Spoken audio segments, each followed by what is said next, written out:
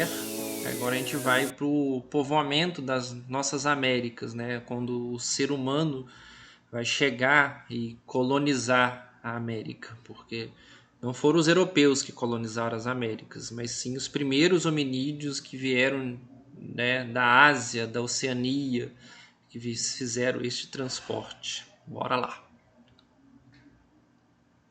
Então, o que a gente já viu até aqui, né, foi o processo histórico, a periodização, o tempo, o calendário, a contagem do tempo, os períodos da história, a evolução do homem, os hominídeos, a pré-história, né, e divisão com a história, os períodos, né, o paleolítico, o neolítico e a idade dos metais. Então, como o ser humano chegou às Américas e quem chegou primeiro à América, né? Isso é bem interessante. Então aqui você tem um mapa, né, das prováveis rotas que o ser humano gastou para chegar no continente americano. Você tem uma trajetória ali, saindo da África, indo para a Ásia, colonizando a Europa, um outro braço vindo aqui colonizando a Ásia, o período ali da Sibéria. Como a gente vivia, o planeta ainda estava em várias eras glaciais, esse período, aquele espaço ali entre finalzinho da Rússia, ligando com o Alasca, estava congelado. Então, o ser humano conseguiu atravessar facilmente e chegando ali a parte do Alasca e colonizando a América do Norte e chegando possivelmente até a América do Sul. Existe uma outra teoria agora mais aceita que os colonizadores da América do Sul não vieram pelo Estreito de Bering, que é aquele estreito aqui em cima, onde quase une, né, a América com a Ásia. Então você vai ter aqui embaixo aqui esses povos que vieram colonizando as ilhas aqui na Oceania, Austrália, né, Nova Zelândia. Eles, né, os polinésios, com barcos, né, e canoas conseguiram chegar à América Central. Então eles, né, a gente tem características genéticas, né, esses povos que colonizaram aqui, né, tem características genéticas dos povos da Oceania. Então, eles são diferentes dos povos que chegaram na América do Norte. Então, são povos diferentes. Então, eles conseguiram atravessar aqui usando barcos. É o que a gente vê naquele filme da Disney, né, a Moana. Né, aquele povo ali conseguiu chegar na América usando barcos. Aí um outro mapa, né, uma outra classificação, né, pegando ali os troncos, né, de possíveis chegadas, né, o primeiro aqui, ó, migração pela Oceania, né, que veio por aqui, por baixo, né, são os polinésios. Em Tanhaçu, uma migração, na primeira migração, né, que chegou aqui, né, o sítio arqueológico aqui em Clovis, né, tem vários achados arqueológicos aqui. E em 15 mil anos, né, a gente teve a nossa ossada aqui, a Luzia, que foi encontrada aqui em Minas Gerais. Uma segunda migração, que está aqui em roxinho, né, que vai chegar aqui também, a América, né, e uma terceira migração em vermelho, né, que não vai descer, vai continuar aqui, vai chegar aqui os esquimós, né, os 5 mil anos, né, os povos Saquá, que vai dar origem ao povo esquimó. Então tem aqui, ó, 45 a 50 mil anos, a primeira migração, né, 20 mil anos pelo Estreito de Bering, 15 mil anos você vai ter, né, a primeira migração com a descoberta ali do fóssil da Luzia, que estava lá no Museu de História Natural lá no Rio de Janeiro, que pegou fogo, né, mas conseguiram, né, remontar o esqueleto de novo, né, o crânio mais antigo da história mundial de povos, né, e quase que a gente se perde isso. A segunda migração em 9 mil anos e essa terceira migração em 5 mil anos, né, o povo Saquat. Aí está o esqueleto da Luzia e uma representação, né, que seria a Luzia. Aqui a gente tem um desenho, né, de como que seria possível o rosto desse fóssil, né, da Luzia. Aqui está o esqueleto, né, da parte de cá quebrado, né, por causa do fogo. E quem chegou primeiro às Américas, né? Numa visão eurocêntrica, né? Uma visão europeia, né? No século XVI, baseava que, né, os povos vieram pelo Estreito de Bering, né, ali é um sítio arqueológico em Clovis, lá fica lá no Novo México, nos Estados Unidos, então o ser humano veio por cima, né. 12 mil anos antes de Cristo, né, pela Ásia, né, pela Sibéria, né, juntando ali pelo Estreito de Bering, que era a teoria mais aceita. Mas depois com os estudos da Niet Guidon, né, uma antropóloga, ela sugeriu uma nova teoria, então uma teoria dos caminhos diversos, ou seja, vieram gente de tudo quanto é canto.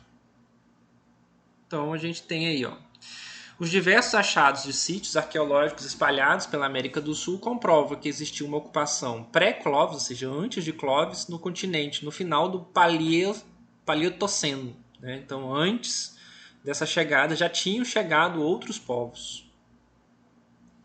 Quem chegou primeiro à América? Na década de 1970, pesquisadores brasileiros e franceses encontraram no sítio de Lagoa Santa, aqui em Minas Gerais, o crânio de Homo sapiens mais antigo das Américas. Trata-se de uma jovem mulher que viveu há cerca de 11.500 anos naquela região e foi nomeada pelo biólogo Walter Alves Neves de Luzia. Então é o crânio que a gente acabou de ver ali atrás.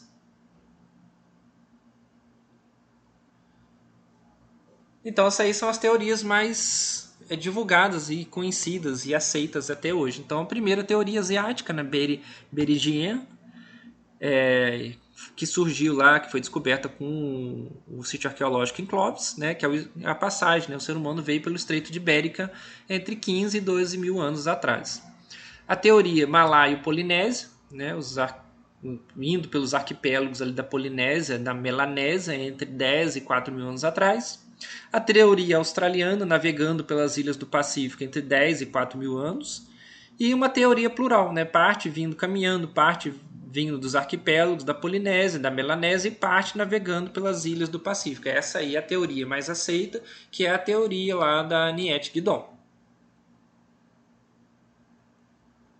Então, assim surge a teoria de que a América foi povoada por populações fisicamente distintas, uma população com característica dos africanos e australianos, que teriam chegado primeiro, e a outra com características similares à dos asiáticos que chegaram depois.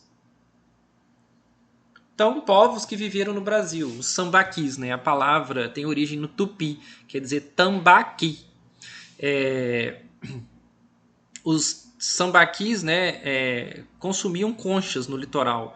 Então, eles consumiam, né, os moluscos, as conchas, então eles iam empilhando, eles iam fazendo uma montanha com esses restos de conchas, e eles acabavam enterrando seus mortos nesse, vamos dizer assim, um lixão, né, de concha. E esse amontoado de concha acabou virando um sítio arqueológico na atualidade, né? Vai descavando lá no meio daquelas conchas, acaba achando fósseis, né, restos desses primeiros moradores.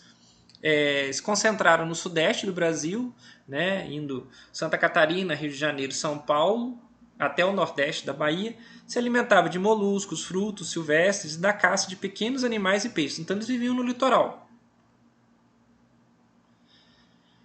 Construíam cabanas e produziam artefatos de pedra lascada e polida. Há cerca de 2 mil anos desapareceram devido à coleta abusiva de mariscos e à chegada de grupos de agricultores, os tupis-guaranis, que absorveram ou os eliminaram. Então aquela imagem que está ali, aquela montanha ali, vamos dizer assim, um lixão de sambaquis, né? Esse depósito de conchas. Caiu um esqueleto, né? Achado dentro daquele depósito de concha, né, de um sambaqui. Por volta de 4 mil anos atrás, alguns grupos indígenas, né, já dominando a agricultura, né, e dominando também a cerâmica. Eles vão vir dessa região amazônica. Então, eles vêm da Amazônia e vão se dirigir ao litoral. Então, inventaram também a técnica cerâmica para armazenar e transportar o alimento. Na Amazônia foram encontradas as cerâmicas mais antigas de toda a América. A partir do ano 200 depois de Cristo floresce a civilização marajoara, com um alto grau de desenvolvimento cultural. Uma cultura tupi, né, foi a cultura encontrada pelo colonizador europeu no século XVI. ocupavam longos trechos do litoral e partes do interior, acompanhando o curso dos rios, né? Porque é fácil desenvolver em volta do curso do rio. Desenvolveram embarcações e praticavam caça e agricultura de subsistência. Então não tinha uma agricultura em larga escala, era só para atender a tribo, não para vender, né? Não tinha produção de excedentes. Nos solos eles usavam uma técnica chamada coivara, né? Que é aquela muito usado hoje, até hoje, né? De tacar fogo no solo, na floresta, depois esperavam um tempo e plantavam no meio daquela floresta queimada, né? É uma forma de limpar o solo e conseguir ter espaço para produzir. Os agricultores, né, não tinham um povoado fixo, então produzia, consumia, acabou aquilo, ia para outro lugar. Até dar o desgaste do solo, porque não se tinha ideia ainda de fertilizantes, né? O que mantém a produção é a fertilização. Então, o solo ele acaba se desgastando, ainda mais esse processo de pôr fogo. Você mata todos os nutrientes do solo. Então, o desgaste do solo, as disputas internas entre os grupos rivais e a diminuição das reservas de caça vai acabar causando, né, a diminuição ou quase o fim dessa cultura tupi.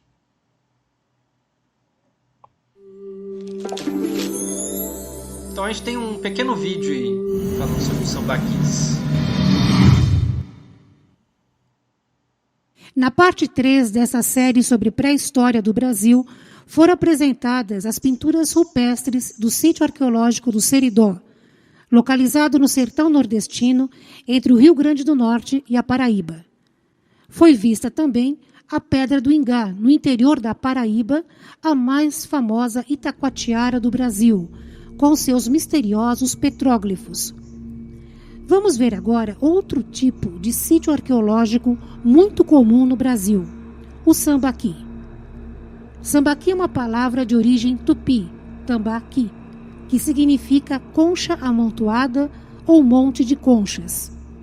A população local conhece como concheira, casqueiro, berbiqueira ou ostreira. Alguns sambaquis são muito altos, com até 30 metros de altura e 400 metros de comprimento. Como diz o nome, trata-se de um depósito de restos de mariscos, ostra, camarão, caranguejo, ossos de peixe e de mamíferos marinhos. Restos alimentares acumulados por milhares de anos por antigos pescadores-coletores que viviam nessas regiões. Nas camadas mais profundas desse material fossilizado, é comum encontrar sepultamentos humanos, indicando que os sambaquis podem também ter servido de cemitérios. Há covas individuais e coletivas, corpos estendidos e em posição fetal, e muitos cobertos com pigmento vermelho. Alguns corpos foram enterrados com artefatos de pedra polida, osso ou concha. Foram encontrados também potes de cerâmica. Nos sambaquis do litoral de Santa Catarina, foram descobertas estatuetas de pedra polida.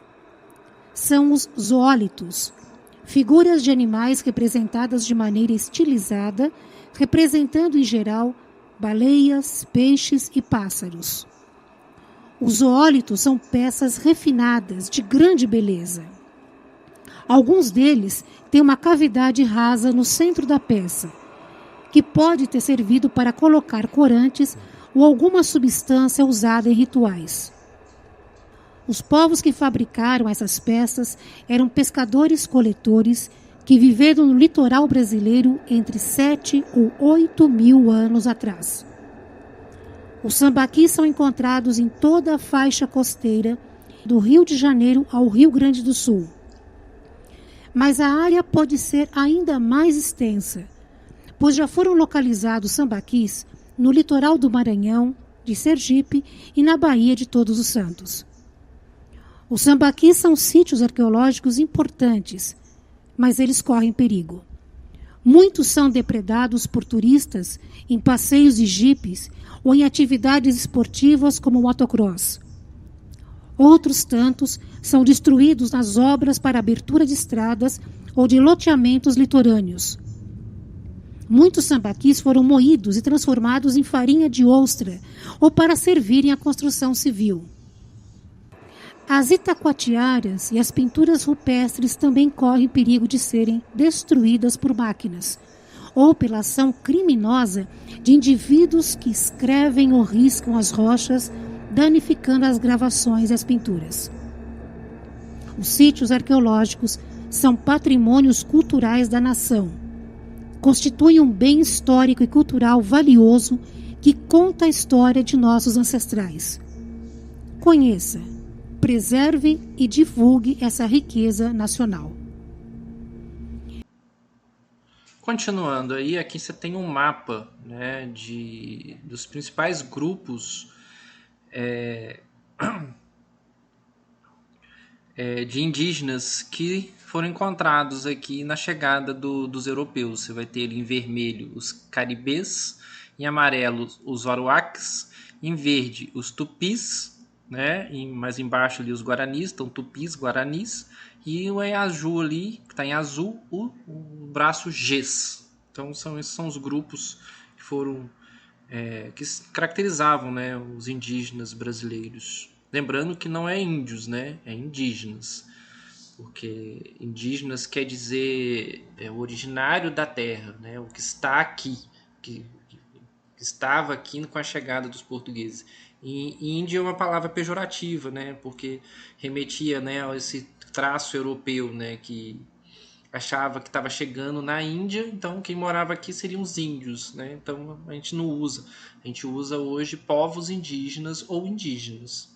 Então esses aqui são os grupos indígenas mais bem desenvolvidos nas Américas, os astecas, os maias e os incas. Então você vai ter, primeiro aqui, os astecas, eles ocuparam por volta de 3.225 até 1519, né? Tiveram uma população de mais ou menos 15 milhões de pessoas. Então eles tinham um calendário refinado, um calendário cíclico, bem diferente do nosso calendário. Cultuavam deuses, eram politeístas, tipo esse deus que eu coloquei a imagem aí, que é uma serpente saindo de uma flor. Então, cultuavam-se vários deuses, faziam sacrifícios humanos.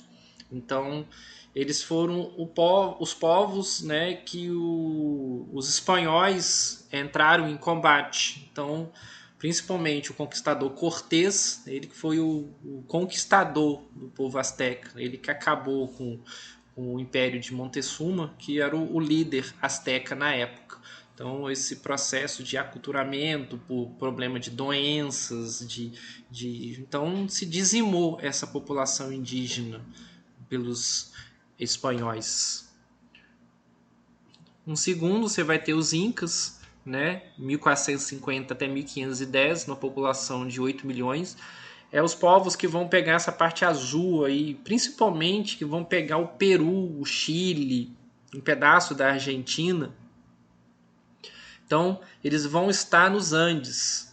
Então, aquela parte ali dos Andes também vão ter um calendário mais circular, um calendário mais cíclico, de cultuar os astros luminosos, o sol e a chuva. Aí eu coloquei um exemplo aí desse desenho da Disney, né? A Nova Onda do Imperador, que se passa nessa região, nesse Império Inca. Eles inventaram outras partes de artesanatos. Você vai ter a domesticação da ilhama, né? Tanto é que no desenho o rei, o imperador, ele acaba sendo transformado numa ilhama. Então é esse processo aí no desenho. É bem interessante.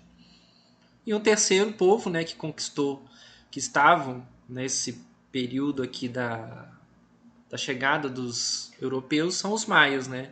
Eles tinham uma população de mais ou menos 1,5 milhões de seres humanos. Então tem um período, né, que eles dominaram essa região ali no México, entre o século 6 a.C. até, né, um período 10 depois de então. Eles dominaram essa península do México por muito tempo. Então você vai ter essas construções em forma de pirâmides, muito semelhantes às pirâmides no Egito, as pirâmides lá na Índia. Então uma forma de matemática muito desenvolvida, numa forma cultural muito desenvolvida. Enquanto os europeus estavam morando ainda em cabanas, choupanas, esses povos aqui já moravam em palácios suntuosos, de ouro e prata, para você ter ideia. Então a gente encerra aqui as nossas aulas e até a próxima. Termina aqui a nossa revisão.